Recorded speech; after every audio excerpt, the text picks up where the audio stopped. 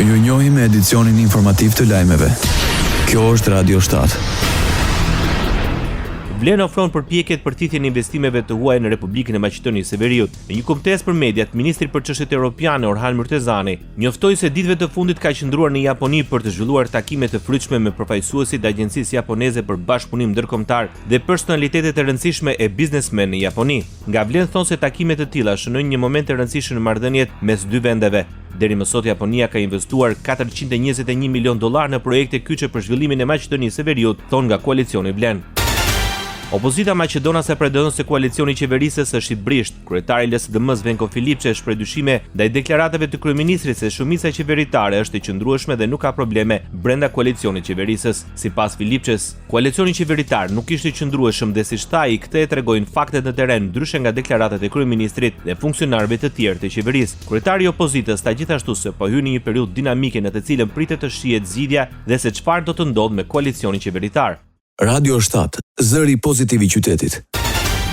Komisioneri shtetëror i zgjedhjeve Ilirian Cilibashi u bëri thirrje votuesve nga jashtë që nuk janë kontaktuar nga kompania postare DL me email apo SMS të kontaktojnë me shërbimin postar në vendin ku ata jetojnë që të informojnë mbi dërgesën postare që përmban zarfin me fletën e votimit nga Komisioni Qendror i Zgjedhjeve. Sipas tij, mungesa e njoftimit apo kontaktimit nga DL vjen për shkak të problemeve me adresën e deklaruar. Sipas të dhënave të deri tanishme në KQZ kanë mbërritur rreth 144.000 zarfe zgjedhore, ndërsa nga Greqia kanë mbërritur 23.000 zarfe nga 68.000 zarfe të dërguara në total. Kryeministri Edi Rama pranoi problemet e asura në dorëzimin e dokumentacionit zgjedhor në Greqi. Megjithatë, sipas shefit të qeverisë, gjithçka i është kthyer në normalitetit. Përmes një video në rrjetet sociale, Edi Rama thotë se kompania postare DL i ka zgjidhur problemet që ka pasur. Krahas asaj, ai bëri thirrje zgjedhësve në Greqi që të shfrytëzojnë momentin historik për të votuar për zgjedhjet e 11 majit. Desha të përcjell një thirrje, lutje, një mesazh për të gjithë ata që janë regjistruar si votues në Greqi që të marrin zarfat dhe të mos e lënë pa përdorur mundësinë historike për një takim me historinë.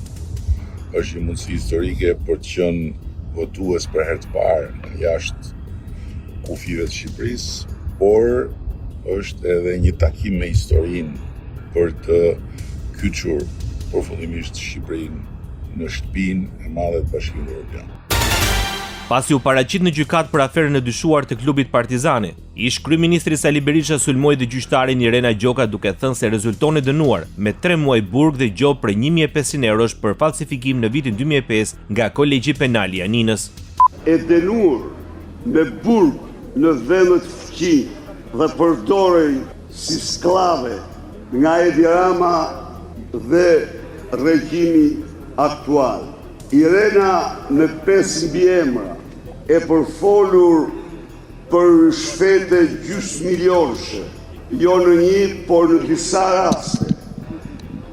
Rezulton se në vitin 2005 është dënuar nga Kolegji Penal i Aninës me burg dhe gjop.